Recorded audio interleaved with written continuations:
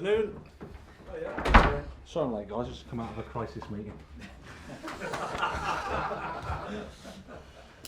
How was it? Well, still here. We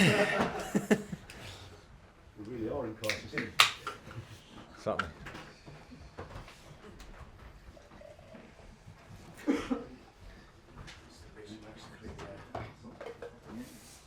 Right, good afternoon everybody. We will do a broadcast section, we will then do a daily section followed by a Sunday section, and we'll begin today's press conference with Sky Sports News and Gail Davis, wherever Gail is. Afternoon, Graham. Afternoon. Should we start with a little bit of team news and ask the Quetta, how's he? He's okay. As okay as you can be when you've had that type of concussion. But he's around the place, around the boys. Great to see him. Obviously, he won't be available for the weekend. We need to go through the right protocols. But the good news is he's doing well. And how's the rest of the squad looking?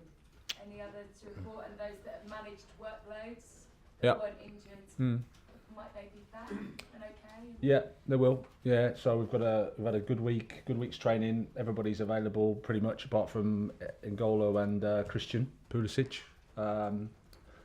That are making progress, that are joining the warm up at the moment, and they'll be more integrated next week. So that's good. Yeah. How tough has this week been for you, Graham, and your squad? And how many home truths have you had to tell to some of them, or have they told some to you? No, it's been it's always tough when you lose, and certainly when you lose at home. Very tough. That's normal. The response from the players has been really good. Of course, we've had conversations and one-to-ones, and we've talked, and we try to put things into perspective as well, because that's also important. But at the same time, yeah, it's been a tough week. What perspective is that? Well, you have to take two positions, which is it's not good to lose at home, and results haven't been good enough for us. And it's important to acknowledge that. At the same time, you've got to look at the third game in the week, where we're at as a squad, what we've had to endure this season, and why we are where we are, which is lots of factors. But at the same time, making sure you analyse the situation correctly and properly, and then demand more and better, because that's what we want. You just joked about a crisis meeting, and there obviously have been reports this week that you've had a message of support from the board. Have you spoken to them this week, and have they put their support behind you? Yes, I've spoken to them, and it's the same as it's always been. There's always been support.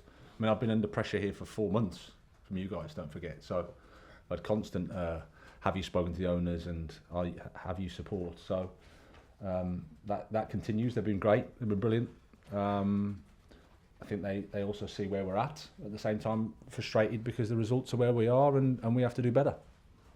And you've obviously delighted that they are going to give you that time and be patient. Winning over the fans is something else. How do you go about doing that to make sure it doesn't become an issue for the owners? Well, I mean, supporters, rightly so, are upset because we lose at home to Southampton, and supporters care. So when they're upset, they let their feelings known, and we expect that. That's been naive of myself to think that that's not a fair response. I've had a lot of support from the supporters as well. And whilst everyone would agree that we're not happy with the current situation and the current position, there's a lot of people also that recognise where we're at and what's happened and what the challenges have been for us. So in the meantime, I know that I can't do anything now. There's nothing I can say that's going to make the supporters, if they are against us, with us. The solution is you have to win football matches. John Southall, 5 Live. Okay, just a lot of the fans, how big an issue could that become? Because obviously you need time to build a side, but it's human nature, they want wins straight away. Well, yeah, some do, and some I think are fair and understand the position. Like I said, if you lose 1-0 at home to Southampton, who are bottom of the league, and you're Chelsea, then you expect fans to be critical and voice their criticism. That's fair. There's no point me saying that that's not right. That's completely okay. And then it's about, okay, but how do you analyse the situation we're in now? How do you analyse what's happened this season? Are there factors that bring us to this point? And then you have to consider those as well. And like I said, you've got to hold the both positions. The results haven't been good enough. 1-0 at home to Southampton isn't good enough. You're entitled to be angry. My sort of response is, I think there are also things that are a contributing factor to that result as well. So what would you say to them now? Would you say, just be patient? It is going to take a while. No, I wouldn't say anything. Like I said, I'm not here to convince them. My actions have got to convince them. The team has got to convince them. We've got to win football matches because there's nothing I can say. And how difficult is it, obviously, with the players that have come in? It's going to take time to blend aside. But you'll be the first to know, while you're trying to do that, you have to win games as well. How difficult is it for you? How tough is it? Well, it's really tough. Like I said, I think my quote is, it's probably the toughest job in football. That was a few weeks ago. And there are lots of factors for that. And again, if you just take the season, a suboptimal pre-season, speaking to a couple of the experienced guys, sort of thought it was the worst pre-season they've had for different reasons. It's not to blame anybody, for different reasons that happened. Then there's What kind of reasons were they giving for that? I don't think I want to speak about that. I think it's more just organisationally, it was for different reasons. The tour didn't quite work as well as they'd like, etc., etc. I wasn't there, so I can't say. But that was that's the thing. Then there's a manager change. We've had old players that have left, new players come in, manager change. I turn up in the middle of a Champions League, Saturday, Tuesday. We have pretty much the most unprecedented injury situation in that period in the Premier League. I think we played Newcastle before the break. We had no Kepa, no Reece James, no Chilwell, no Cucurella, no Fofana, no Kante, no Sterling, no Loftus-Cheek after 2 minutes, and no Azpilicueta. We lost 1-0, but that was where we were at. World Cup, then the club invest a lot of money in the squad, which does that to the pressure, does that to the expectation, and does that to the noise. But the players that we've got, they're not 28-year-old, 400 game Premier League players. They're young players that you need to take time to adapt to. And at the same time, the injury situation that we had, we have to try to adapt and get them up to speed to play in the Premier League. That's the position that we've been in. We thought we were making progress, and then we had a first half against Southampton, the third game in a week, returning from a Champions League game that was below par, and then the sky can fall in. That's essentially how I could also say these are some of the facts, inconvenient facts, if you just say, no, he's no use. But that's the situation. So I'll ask one more just on Aubameyang. What does the future look like for him, would you say, at the club? Does he have a future at the club? Yeah, he does. He's competing for a place in the squad. He's had a really good training week, great response from the situation that we've been in, and he's available for selection. Alex Aljo, PLP. Hi. Just looking ahead to Sunday, big London derby. What do you want to see from your players? What kind of reaction? A positive one. We need a strong performance. We need 3 points.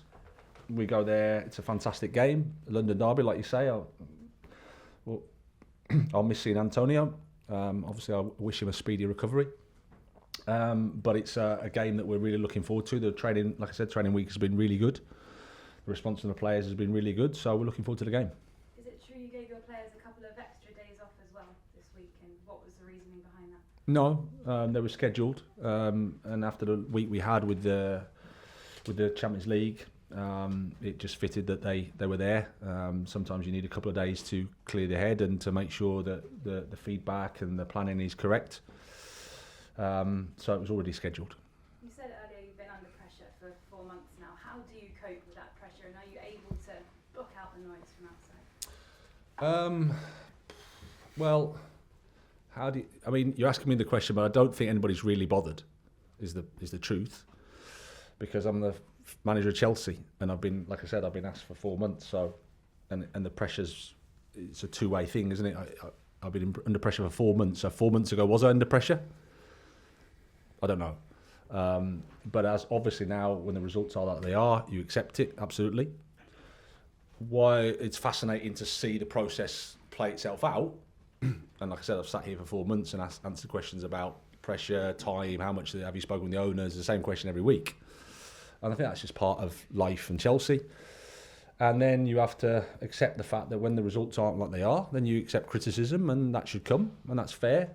I think the mood in here has always been relatively positive and respectful. So, but it's not to say that it's easy at all, because your family life suffers, your mental health suffers, your personality, it's hard, but you're not really bothered, huh? Really, that's just how it is. Martin Tyler, Sky Sports. Hi. One about football. Sure. Which is, what have you been able to do this week on the training ground, and does this involve a change in your setting up the team to improve the goal scoring, which has obviously been a disappointing part of the time you've been here? Yeah. We've looked at a few things. Obviously, I don't want to articulate it too much because it will give our opponents something maybe to think about. But clearly, like I said, before the Southampton game, I thought we'd made some progress in terms of how we were playing. Dortmund, for example, the second half there in particular was probably as well as we've played. But the first half against Southampton was not good. But then we've made sort of 6 or 7 changes in the team that can change the fluidity, change the cohesion of the team. It makes it not so easy for the players, which obviously I take responsibility for. I thought the second half we should score, and sometimes there's a bit of luck. But from a training perspective, we've tried to work on being positive, acting well, behaving well, behaving as a team that understands the responsibility, understands the position we're in, and acts in a way that we should. Okay. Are too many players afraid to miss at the moment? Is that the pressure being at Chelsea and football? Not just a striker, anybody. I mean, Fulham, I'm going to tonight. They've got 12 different goal scorers in the Premier League. Arsenal have got 13. People to be stand up and be counted in that respect. Are you looking for that? Well, it doesn't matter who scores. The more goal scorers you have in the team, the better it is. As I've said before, I think my job, and we haven't done it as well as we'd like, is for the team to attack well, that chances are created from all over the pitch, and then you can score goals. As it is, we've made steps in terms of how we played. It's still not perfect by any stretch. But whilst you don't score and the XG is this and the reality is this, there's always a debate to be had. But I think my focus has always been how does the team perform better, how does the team attack better, and then I think with the quality of players we have, I think we'll score. Okay, last question, broadcast, Simon Johnson. Hey Graham, Hi. Just following on from Martin actually, during your chats with the players this week and the team, has that been something you've been talking about as a team, sort of how you can score more, and are you particularly frustrated that defensively only Newcastle have scored fewer, conceded fewer, so you get goal scoring items, so it kind of looks better for you. Yeah, and I think again, if you watch the Dortmund game second half, if you play that game 10 times, I think you score 7 or 8 out of 10, maybe 9 out of 10. We didn't. João Felix hit the bar and has a good chance in the first half as well. So that's positive. So, and again, sometimes you can go through little periods where it just doesn't go. There's lots of things just go against you, and you think, what's going on here?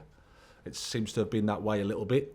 But like I said, if we perform to the level we did against Dortmund, and if we perform to the level that we did at the start of the West Ham game, and we keep moving forward, I think we'll score goals because we've got the players that can do it. The quality's there.